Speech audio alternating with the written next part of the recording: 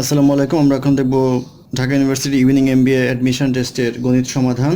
প্রশ্ন শুরু হবে 36 নাম্বার অঙ্ক দিয়ে। ম্যাথ নাম্বার 36 নাম্বারে ছিল what is the value of 3 inverse 3। তো 3 ইনভার্স 3 ইকুয়াল টু লেখা যায় 1/3 টু দি পাওয়ার 3, অর্থাৎ 1/3 কিউব ইকুয়াল টু 1/27। এই 1/27 হবে ইকুয়েশনের অ্যান্সার। তারপর অঙ্ক নাম্বার 37 নম্বর অঙ্কে বলা আছে পার্সন নিডস টু পে টাকা 500 টু বাই 100 পেন্সিলস অ্যান্ড টাকা X for any additional unit of pencil if the customer pays টাকা of 4700 for 1200 pencils what is the value of X. অর্থাৎ 500 টাকা দিয়ে 100 পেন্সিল কিনলো এবং বাকি এডিশনাল প্রতিটা পেন্সিলের জন্য তাকে এক্স টাকা ব্যয় করতে হয় এবং টোটাল ব্যয় হয়েছিল 4700 টাকা এবং টোটাল পেন্সিল পেয়েছিল 1200 টাকা। তাহলে এক্সের ভ্যালু কত সেটা জানতে চাওয়া হয়েছে। তো আমরা ফার্স্টে দেখি 100 পেন্সিলের দাম ছিল 500 টাকা। তাহলে আমার টোটাল পেন্সিল বলা আছে 1200 পেন্সিল এবং টাকার পরিমাণ 4700। তো 1200 থেকে যদি 100 পেন্সিল বাদ দেওয়া হয় তাহলে 1100 পেন্সিল হবে। আর এখান থেকে 100 পেন্সিলের দাম 500 টাকা, সেই ক্ষেত্রে এখান থেকে আসবে 4200 টাকা আসবে। তাহলে 1100 পেন্সিলের দাম হচ্ছে 4200 টাকা। তাহলে একটা পেন্সিলের দাম কত? পেন্সিলের দাম হবে 4200 ভাগ 1100 ইকুয়াল টু, এটা ক্যালকুলেট করলে আপনারা পাবেন 3.81, অর্থাৎ 3.81 হবে ইকুয়েশনের অ্যান্সার। তারপরের ম্যাথ নাম্বার 38-এ বলা হয়েছে একটা সরল অঙ্ক 6 - 3 1/3 - 0.25। তো এটা যদি আমরা করি 6 ইন্টু -3 ইন্টু 1/3 ইন্টু -1.25কে লেখা যায় 1/4। তো এটা কাটা যায়, এইটার সাথে এটা কাটলে আমরা পাবো 3, নিচে পাবো 2, আর মাইনাসে মাইনাসে প্লাস হয়, সেই ক্ষেত্রে হবে 3/2। ওই 3/2 হবে এই কোয়েশনের আনসার। 3/2 না দিয়ে আপনারা 1/5ও দিতে পারেন, সরি 1.5ও দিতে পারেন। 1.5 যেহেতু কোয়েশনে দেওয়া ছিল সেহেতু 1.5 হবে এই কোয়েশনের আনসার। তারপর 39-এ বলা আছে if 12a plus 3b equal to 1 এবং 7b - 2a equal to 9 what is the average of A and B. A এবং বি এর অ্যাভারেজ বের করতে বলা হয়েছে। তো এটা আমরা যোগ করব, যোগ করলে 12a - 2a, তাহলে 10a আসবে যোগ করলে, আর 3b আর 7b 10b আসবে ইকুয়াল টু আসবে 10। তো এখান থেকে যদি 10 কমন নেই তাহলে আমরা পাবো a plus B equal to 10 বা a plus B equal to পাবো 1। তো a plus B equal to 1 যদি পাই আর যদি অ্যাভারেজ বের করতে বলে তাহলে এটাকে আমরা 2 দ্বারা ভাগ করব। তাহলে এই পাশেও 2 দ্বারা ভাগ করব, তাহলে আসবে 1/2। এই 1/2 হবে অ্যাভারেজ, এ এবং বি এর অ্যাভারেজ। এটাই হবে ইকুয়েশনের আনসার। এটাকে 0.5ও লেখা যায়। প্রশ্ন যদি 0.5 থাকে 0.5 হবে আনসার, আর যদি এভাবে থাকে তাহলে এটা হবে আনসার। তারপর অঙ্ক 40 নম্বরে বলা আছে which number will continue the following series. একটা সিরিজ দেওয়া আছে 3, 8, 15, 24, 35, 48, 63, 80। তারপর নাম্বারটা জানতে যাওয়া হয়েছে। তো আমরা এটার ডিফারেন্সটা দেখব। এটার ডিফারেন্সটা যদি আমরা পাই তাহলে আমরা দেখতে পাবো যে 8 থেকে 3 এর ডিফারেন্স আসছে 5 এবং 8 থেকে 15 এর ডিফারেন্স 7। এই ডিফারেন্সটা খেয়াল করে দেখবেন 9, এইটা 11, এইটার ডিফারেন্স 13, এইটার ডিফারেন্স 15, এইটার ডিফারেন্স 17। অবভিয়াসলি এইটার ডিফারেন্স তাহলে 19 হবে, যেহেতু বেজোড় সংখ্যাগুলো আসছে আমাদের। 19 হলে তো 80 প্লাস 19 ইকুয়াল টু আসবে হচ্ছে 99 হবে ইকুয়েশনের আনসার। নেক্সট ম্যাথ 41-এ বলা আছে the numbers are in the ratio of 3:4:5 respectively if the sum of the first and third number is more than the second number by 52 then which will be the largest number. তো তিনটা নাম্বারের ratio দেওয়া আছে 3, 4, 5। তো আমরা এটাকে 3x ধরি, এটাকে 4x ধরি, এটাকে 5x ধরি, অর্থাৎ এটা first number, second number, third number. তো কন্ডিশনে কি বলা আছে? কন্ডিশনে বলা আছে the sum of first and third number is more than the second number by 52।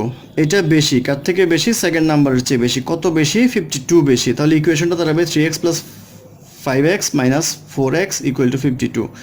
এটা যদি করেন তাহলে পাওয়া যাবে এখানে 4x ইকুয়াল টু 52 আর x ইকুয়াল টু পাওয়া যাবে 13। তো x ইকুয়াল টু 13 আমাকে বের করতে বলা হয়েছে which will be the largest number. Largest number আমাদের হচ্ছে 5x, তাহলে 5 × 13 ইকুয়াল টু 65, এই 65 হবে এই কোশ্চেনের আনসার। নেক্সট ম্যাথ 42তে বলা আছে এ শপকিপার পারচেসড 200 বাল্বস ফর টাকা 10 each, however 5 bulbs were fused and had to be thrown away. The remaining were sold at টাকা 12 each. What will be the percentage profit? অর্থাৎ profit কত হবে? 200 bulb কিনেছিল 10 টাকা করে, বিক্রির সময় দেখা গেল 5টা বাল্ব ফিউজ ছিল, সেই ক্ষেত্রে সেই 5টা ফেলে দিল এবং প্রত্যেকটা বাল্ব 12 টাকা করে বিক্রি করলো বাকি প্রতিটা বাল্ব। তো এখন তার কত পার্সেন্ট প্রফিট হলো? তো আমরা দেখি আগে 200টা বাল্ব কিনেছিল 10 টাকা করে, তাহলে তার খরচ হয়েছিল 2000 টাকা। আর এখন যেহেতু 5টা বাল্ব নষ্ট, সেহেতু 200 থেকে 5টা বিয়োগ করলে আসবে 195, 195, এটা বিক্রি করলো 12 টাকা করে, তাহলে এইটার গুণ করলে আসবে 2340। তাহলে প্রফিটটা হচ্ছে 340 টাকা। এখন প্রফিট পার্সেন্টেজ জানতে যাওয়া হয়েছে, পার্সেন্টেজ মানে ক্রয় মূল্য হচ্ছে তার টোটাল 2000, প্রফিট হচ্ছে 340 ইন্টু 100, এটা যদি করা হয় তাহলে পাবেন 17%। এই 17% হবে ইকুয়েশনের আনসার।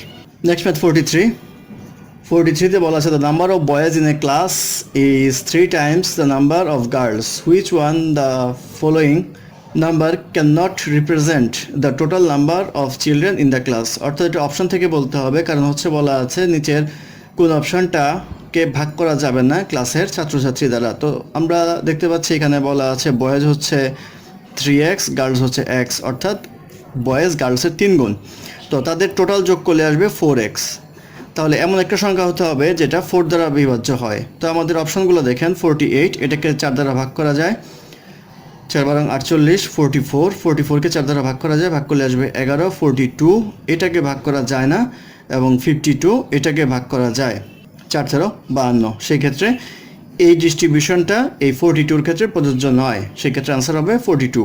তারপরে নাম্বার 44-এ বলা আছে in 10 years time a company produces 5 lakh units of commodity. From the second year the company produces further 1000 additional units of commodity in each year than previous year. What would be the quantity that the company should produce in the first year? অর্থাৎ 10 বছর যাবত একটা company produce করলো 5 lakh unit কমিডিটি, এবং প্রতি বছর দ্বিতীয় বছর থেকে প্রতি বছরই 1000 করে প্রোডাকশন বৃদ্ধি পায়, এবং 10 বছর পর দেখা গেল যে টোটাল প্রোডাকশন হয়েছে 5 লাখ। অর্থাৎ তাহলে প্রথম বছরের প্রোডাকশন কত ছিল?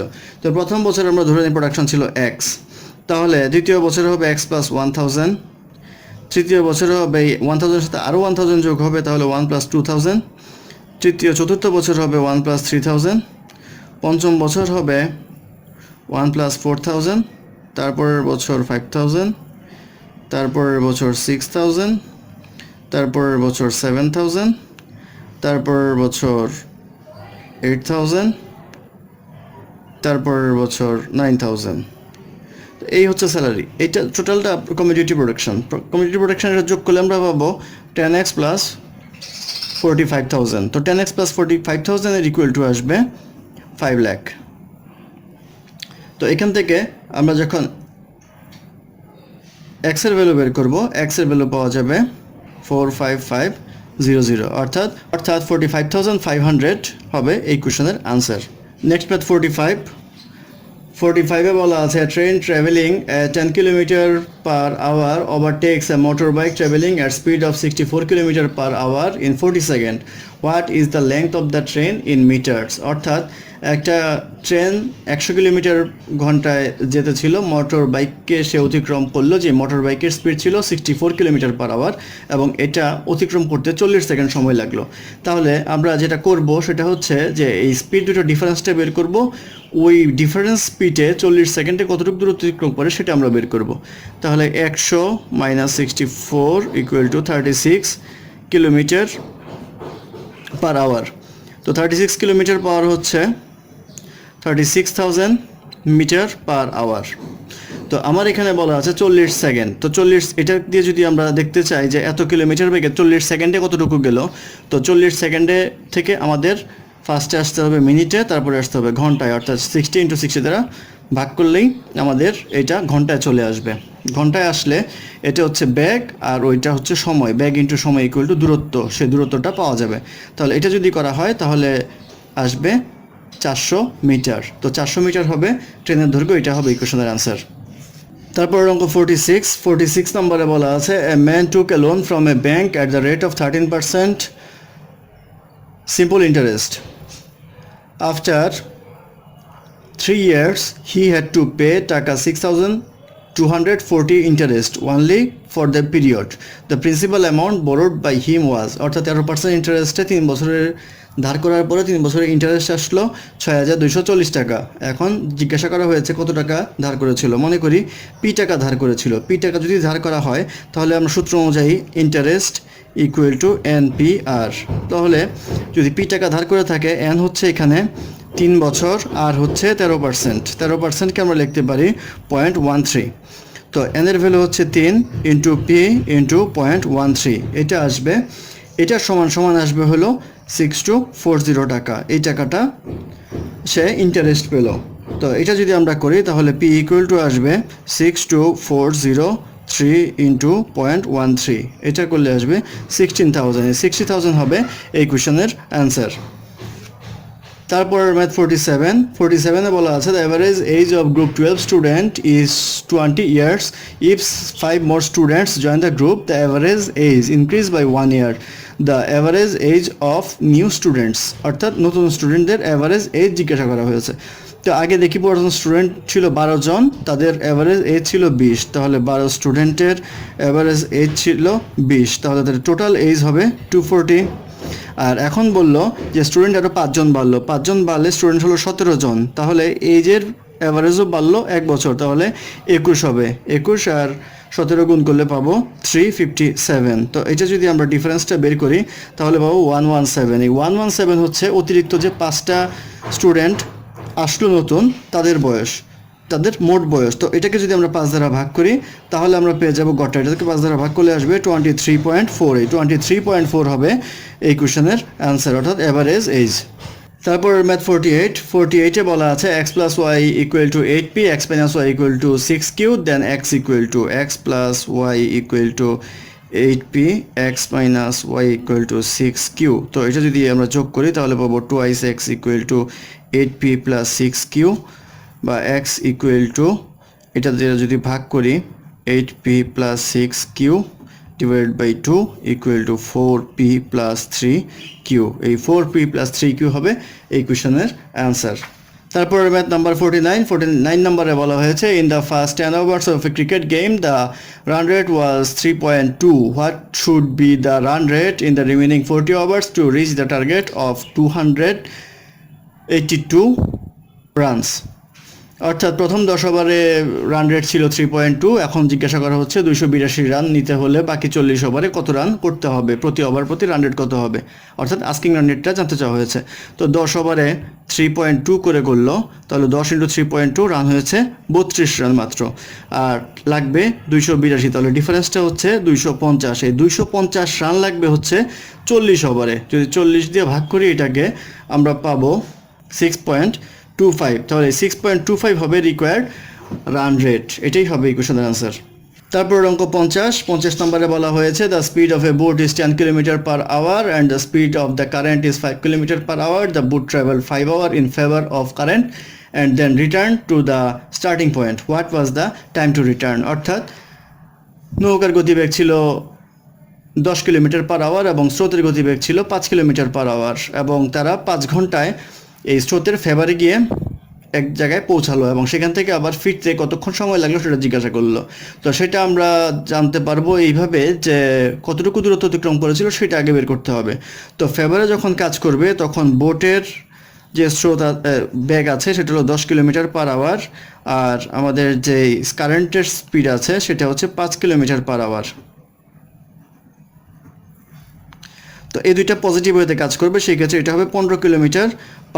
তো 15 কিলোমিটার যদি পার আওয়ার হয়, অর্থাৎ 1 ঘন্টা যায় 15 কিলোমিটার, তাহলে 5 ঘন্টা যেহেতু লাগলো ফেভারে যেতে, তাহলে এটা আসবে 75 কিলোমিটার, অর্থাৎ 75 কিলোমিটার দূরত্ব অতিক্রম করলো যাওয়ার সময়। এইবার ফিরে আসবে, ফিরে আসার সময় গতিবেগটা কী হবে, বোটের হবে 10, কারেন্টের হবে -5, কারণ হচ্ছে এটা বিপরীত দিকে, সেই ক্ষেত্রে 5 km/h বেগে সে ফিরতে পারবে। রিজাল্টেন্ট যেই ব্যাগটা পাবে সেটা হবে 5 কিলোমিটার পার আওয়ার। তো 5 কিলোমিটার পার আওয়ার বেগে যদি 75 কিলোমিটার আসতে যায় তাহলে তার সময় লাগবে 15 আওয়ার। এই 15 আওয়ার হবে এই কোয়েশনের আনসার।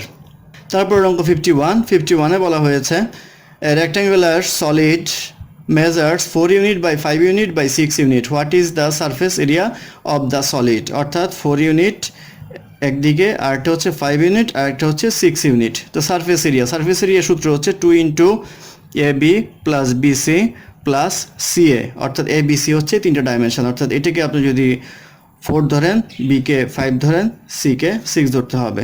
তো 2 into 4 into 5 plus 5 into 6 plus 4 into 6, এটা করলে আমরা পাবো 2 into 20 plus 30 plus 24, 2 into 74 equal to 148। এই 148 হবে এই কোশ্চেনের আনসার, এটার হবে স্কোয়ার ইউনিট। তারপর অঙ্ক নাম্বার 52তে বলা আছে ইট কবির loses 8 pounds he will weigh twice as much as his sister. Now weighs 278 pounds. What is the কবির's present weight in pound? অর্থাৎ বলা আছে কবির যদি 8 পাউন্ড লুজ করতো তাহলে কবিরের ওয়েট হতো তার বোনের ওয়েটের দ্বিগুণ এবং তাদের টোটাল ওয়েট হতো 278 পাউন্ড বর্তমানে আছে। তো কবিরের বর্তমান ওয়েট কত সেটা জানতে চাওয়া হয়েছে। তো কবিরের সিস্টারের যদি x হয় তাহলে কবিরের হবে 2x, তাহলে তাদের দুইজন মিলিয়ে হবে 3x। আর ওয়েট বলা আছে 278, এই 3xটা হবে কখন?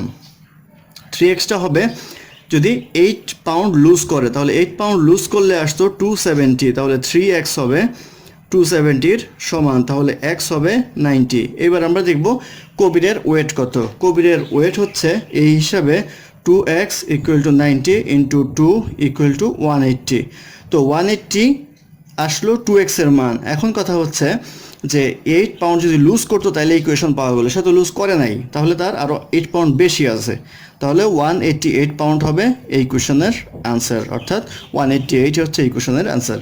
তারপর ম্যাথ 53তে বলা আছে the length of a room is 1.5 times of its breadth if the area of the room is 216 square metres what is the perimeter of the room. অর্থাৎ বলা আছে দৈর্ঘ্য হচ্ছে ব্যাসার্ধের 1.5 গুণ এবং রুমের ক্ষেত্রফল হচ্ছে 216 স্কোয়ার মিটার। তো রুমের পরিধি বের করতে বলা হয়েছে, পরিসীমা। তো এখানে আমরা ধরি রুমের ব্রেথ হচ্ছে x, তাহলে লেংথ হবে 1.5x। তো তাহলে তার এরিয়া হবে 1.5x into x equal two আসবে 216। তো 1.5x square equal to 216, x square equal to 216 by 1.5 আসবে 144, তাহলে x এর ভ্যালু আসবে 12 আর 1.5x এর ভ্যালু আসবে 12 ইন্টু 1.5 ইকুয়াল টু আসবে 18।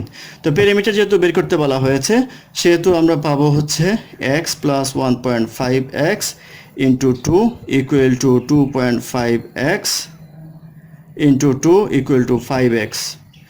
তো 5x আসলে 15 ইন্টু 12 ইন্টু 5 ইকুয়াল টু 60 হবে পেরিমিটার, 60 হবে ইকুয়েশনের আনসার।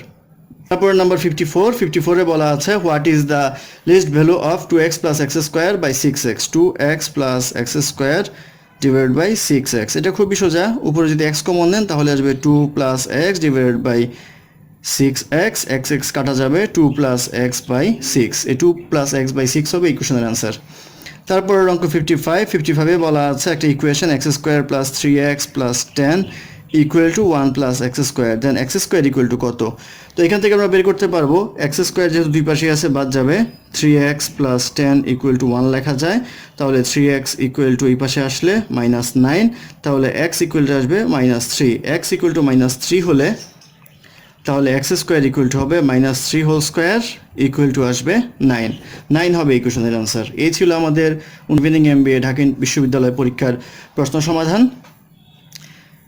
আশা করি আপনাদের ভালো লেগেছে। কোনো সমস্যা থাকলে বা কোনো কিছু বুঝতে সমস্যা হলে আমাদের কমেন্ট করুন, আমাদের চ্যানেলটি অবশ্যই সাবস্ক্রাইব করবেন, লাইক কমেন্ট শেয়ার করবেন। আমরা নিয়মিত ব্যাংক, BCS এবং অন্যান্য সকল চাকরির পরীক্ষার এবং MBA ভর্তি পরীক্ষার আপডেট দেওয়ার নিয়মিত চেষ্টা করব। ধন্যবাদ আমাদের সাথে থাকার জন্য।